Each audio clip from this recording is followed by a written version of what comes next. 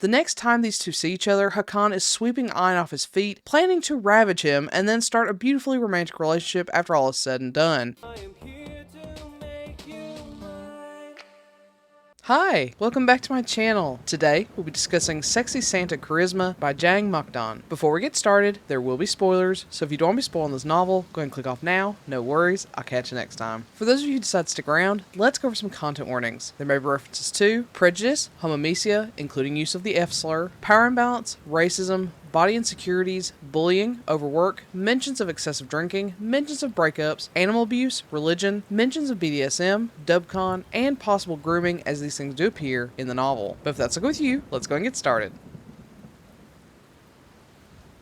Ayn Lee just wants one thing for Christmas, a sexy, steamy encounter with a man. Every year for Christmas, as far back as his childhood, his wishes have consisted of kissing men, touching men, and eventually evolving into dirty, nasty fantasies with men. This year is no different. Once again, like a ritual, Ayn writes down a dirty fantasy with a man of his dreams, sticks it in his stocking, and hopes for the best. Of course, he knows Santa doesn't exist, but he does it all the same. That is until his boss assigns him one of their company's best kept secret clients, the Claus family. Yes, that's right, the Claus family is real and Ayn is now assigned to them. Even with his boss telling him, Ayn can't believe what he's hearing, and even when he heads to the meeting with the client, he questions how real all of this is. But then he meets Hakan Claus. Hakan is an asshole, far from the jolly image the Claus family usually elicits. But Hakan is also super hot, which makes it hard for Ayn to hate him completely. After the dumpster fire of a meeting is over, Ayn assumes he can go back to his ignorant life without the Claus family, only to be told Hakan Claus requested Ayn to be their dedicated representative. Ayn's worker drone life is suddenly thrown into a winter fantasy beyond belief, and Hakan Claus seems to be interested in helping make all of Ayn's past wishes come true.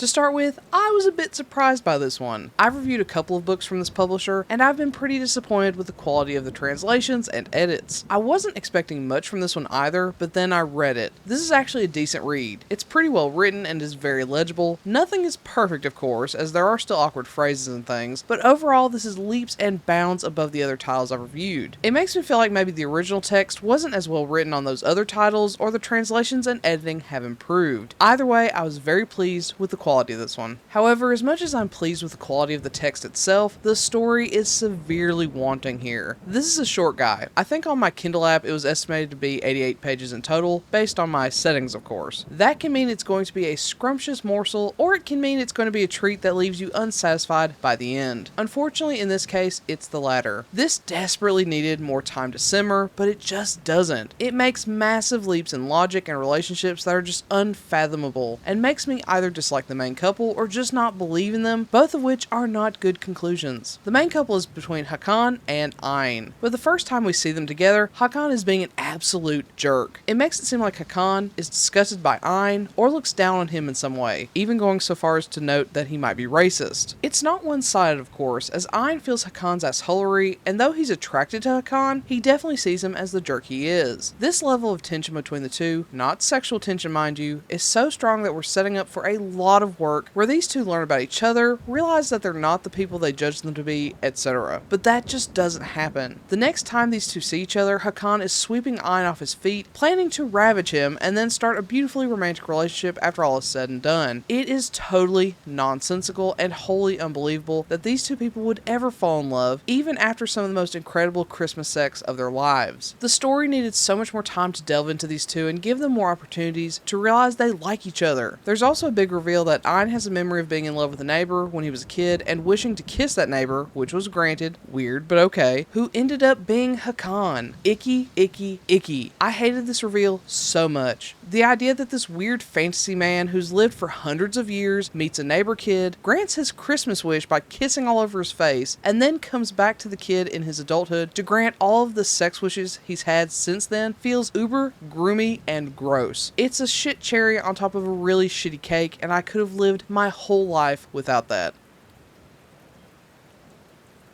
With all that being said, I was so disappointed in this one. I was so happy to see the quality of this translation, and I was looking forward to a wintry enemies to lovers tale between an office drone and a member of the Claus family. But this ended up being so disappointing, mainly because it's far too short to achieve the time and development that these two needed to actually show that a relationship between these two could ever work. It just left me wanting in the worst way possible. I enjoyed the sex, I enjoyed Ayn as a character, and I like the idea of this in general, except for the weird pedo vibes, that is. But it was severely lacking on all other fronts, making this a miss in my opinion. So, have you read Sexy Santa Charisma? If so, what do you think? Do you agree with my assessment? Do you not? Let me know in comment below. Otherwise, I'll catch you next time. Bye!